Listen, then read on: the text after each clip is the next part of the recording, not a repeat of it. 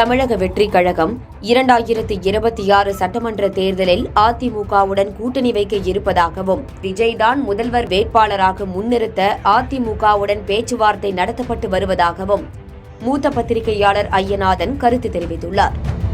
புதிய தலைமுறை டிஜிட்டல் தளத்துக்கு அவர் அளித்த நேர்காணலில் இவ்வாறு கருத்து தெரிவித்திருக்கிறார் அவர். நடப்பது என்ன, விரிவாக பார்க்கலாம். தமிழ் திரையுலகின் உச்ச நட்சத்திரமான விஜய் கடந்த ஆண்டு பிப்ரவரி 2ஆம் தேதி தமிழக வெற்றிக் கழகம் எனும் புதிய கட்சியை தொடங்கினார். கட்சியின் முதல் மாநாடு கடந்த அக்டோபர் 27ஆம் தேதி விழுப்புரம் மாவட்டம் விக்கிரவாண்டியில் மிக பிரம்மாண்டமாக நடைபெற்றது. லட்சக்கணக்கான இளைஞர்கள் மாநாட்டில் கலந்து கொண்டனர். அந்த மாநாட்டிலேயே தந்தை பெரியார், அண்ணன் அம்பேத்கர், கர்ம வீரர் காமராஜர், வீரமங்கை வேலு நாச்சியார், அஞ்சலையம்மாள் உள்ளிட்ட தலைவர்களை தங்கள் கட்சியின் கொள்கை தலைவராக அறிவித்தார் விஜய். கொள்கை அளவில் கூட திராவிடத்தையும் தமிழ் தேசியத்தையும் பிரித்து பார்க்க போவதில்லை, இரண்டும் தமிழ்நாட்டுக்கான கொள்கைதான் என தடாலடியாக அறிவித்தார்.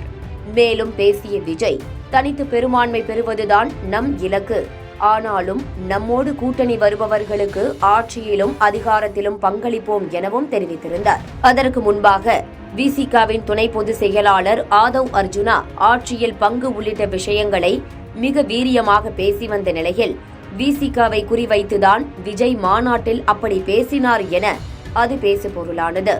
தொடர்ந்து விஜயின் தாவேகா அதிமுகவுடன் கூட்டணி அமைக்கவிருப்பதாகவும் செய்திகள் வெளியாகின. திமுகவை மிக கடுமையாக விமர்சிக்கும் விஜய், அதிமுகவை விமர்சிக்காமல் மென்போக்கை கடைபிடித்து வருவது அதற்காக தான் எனவும் அரசியல் விமர்சகர்கள் கருத்து தெரிவித்தனர். அதிமுக கூட்டணியில் தாவேகாவுக்கு 80 தொகுதிகள், விஜய்க்கு துணை முதல்வர் பதவி உள்ளிட்ட கோரிக்கைகளை முன்வைத்து பேச்சுவார்த்தை நடந்து வருவதாகவும் சொல்லப்பட்டது. இந்த நிலையில் கடந்த ஆண்டு நவம்பர் மாதம் அதிமுகவுடன் கூட்டணி இல்லை, பேச்சுவார்த்தை எதுவும் நடைபெறவில்லை என தாவேகா பொதுச் செயலாளர் ஆனந்த் விளக்கமளித்தார். இந்த நிலையில் தற்போது புதிய தலைமுறை நேர்காணலில் இந்த விவகாரம் குறித்து கருத்து தெரிவித்திருக்கிறார் மூத்த பத்திரிகையாளர் ஐயநாதன். அவர் பேசும்போது, அதிமுகவுடன் கூட்டணி, ஆனால் விஜய் தான் முதல்வர் வேட்பாளர் என்கிற எண்ணத்தில்தான் விஜய் இருக்கிறார். அதற்கான வேலைகளை எனது டீம் செய்து வருகிறார்கள் என விஜய் தன்னிடம் தெரிவித்ததாக கூறியிருக்கிறார். இது நிச்சயமாக நடக்காது என உறுதிபட கூறும் ஐயநாதன், அதனால்தான் தாவேகா ஆதரவு என்கிற நிலைப்பாட்டை தான் விலக்கிக் கொண்டதாகவும் கருத்து தெரிவித்திருக்கிறார். இந்த நிலையில் ஐயநாதனின் கருத்து குறித்து தாவேகாவின் கொள்கை பரப்பு இணை செயலாளர் லயோலா மணியிடம் பேசினோம். 2026 சட்டமன்ற தேர்தலில் ஆட்சி மாற்றத்திற்கான முதன்மை சக்தியாக ஒட்டுமொத்த தமிழ்நாட்டு மக்களின் அமோக வரவேற்பையும் ஆதரவையும் பெற்று மக்கள் மத்தியில் மிகப்பெரிய ஒரு எழுச்சியையும் தாக்கத்தையும் தமிழக வெற்றிக் கழகம் ஏற்படுத்தி வருகிறது. அந்த ஒரு எழுச்சியை மடைமாற்றம் செய்வதற்காக ஐயநாதன் போன்றவர்கள் செயல்பட்டு வருவது மிகப்பெரிய வருத்தத்தை ஏற்படுத்துகிறது. நாங்கள் திமுக அதிமுகவிற்கு மாற்றாக முதன்மை சக்தியாக பிரைமரி ஃபோர்ஸாக தமிழக வெற்றிக் கழகம் வருகிறது. தலைவர் தளபதி அவர்கள் வருகிறார்.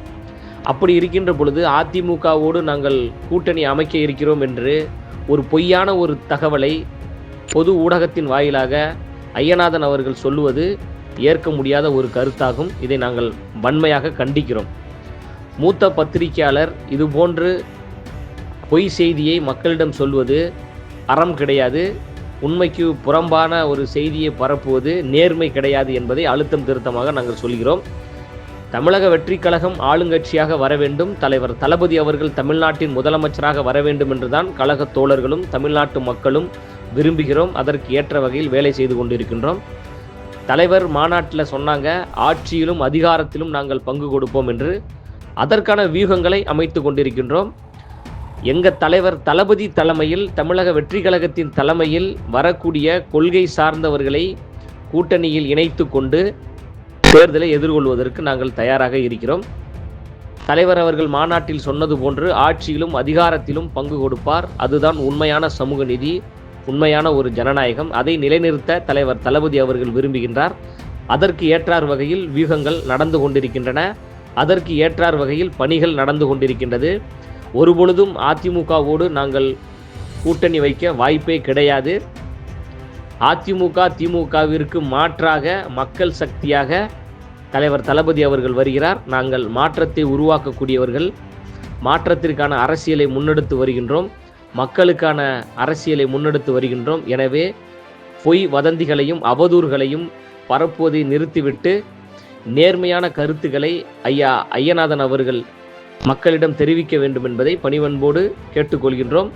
மீண்டும் சொல்கின்றேன், பொய் அவதூறுகளையும் உண்மைக்கு புறம்பான தகவல்களையும் மக்களிடம் பரப்ப வேண்டாம் என்று பணிவன்போடு கேட்டுக்கொள்கின்றேன்.